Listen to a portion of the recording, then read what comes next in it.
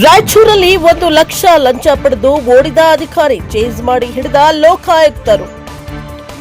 ರಾಯಚೂರು ಜಿಲ್ಲೆಯ ಸಿರಿವಾರ ಪಟ್ಟಣ ಪಂಚಾಯಿತಿ ಮುಖ್ಯಾಧಿಕಾರಿ 1 ಲಕ್ಷ ರೂಪಾಯಿ ಲಂಚ ಸ್ವೀಕರಿಸ್ತಾ ಇದ್ದ ವೇಳೆ ಲೋಕಾಯುಕ್ತ ಬಲೆಗೆ ಬಿದ್ದಿದ್ದಾರೆ. ಗುತ್ತಿಗೆದಾರರೊಬ್ಬರ ಬಾಕಿ ಬಿಲ್ ಬಿಡುಗಡೆ ಮಾಡಲು ಹಣಕ್ಕೆ ಬೇಡಿಕೆ ಇಟ್ಟಿದ್ದ ಅಧಿಕಾರಿಯನ್ನ ರೆಡ್ ಹ್ಯಾಂಡ್ ಆಗಿ ಹಿಡಿದಿರುವ ಪೊಲೀಸರು ಭ್ರಷ್ಟಾಚಾರ ನಿಯಂತ್ರಣ ಕಾಯ್ದೆಯಡಿ ಪ್ರಕರಣ ದಾಖಲಿಸಿಕೊಂಡು ತನಿಖೆಯನ್ನ ಚುರುಕುಗೊಳಿಸಿದ್ದಾರೆ. ಸಿರಿವಾರ ಪಟ್ಟಣ ಪಂಚಾಯಿತಿ ಮುಖ್ಯಾಧಿಕಾರಿಯಾದಂತಹ ಚೀಫ್ ಆಫೀಸರ್ ಸುರೇಶ್ ಶೆಟ್ಟಿ ಲೋಕಾಯುಕ್ತ ಪೊಲೀಸರಿಂದ ಬಂಧಿಸಲ್ಪಟ್ಟರು. 1 ಲಕ್ಷ ರೂಪಾಯಿ ನಗದನ್ನ ಲಂಚವಾಗಿ ಸ್ವೀಕರಿಸುವಾಗ ಲೋಕಾಯುಕ್ತ ಪೊಲೀಸರು ಬಂಧಿಸಿದ್ದಾರೆ.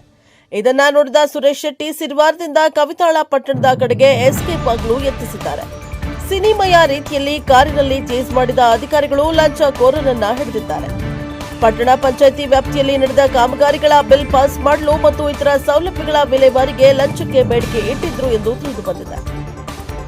ಗುತ್ತಿಗೆದಾರರೊಬ್ಬರಿಂದ ಬಾಕಿ ಇದ್ದ ಬಿಲ್ ಬಿಡುಗಡೆ ಮಾಡಲು ಸುರೇಶ್ ಶೆಟ್ಟಿ ಅವರು ಹಣಕ್ಕೆ ಬೇಡಿಕೆ ಇಟ್ಟಿದ್ರು. ಈ ಬಗ್ಗೆ ಸಂತ್ರಸ್ತರು ರಾಯಚೂರು ಲೋಕಾಯುಕ್ತ ಪೊಲೀಸರಿಗೆ ದೂರನ್ನ ನೀಡಿದ್ರು.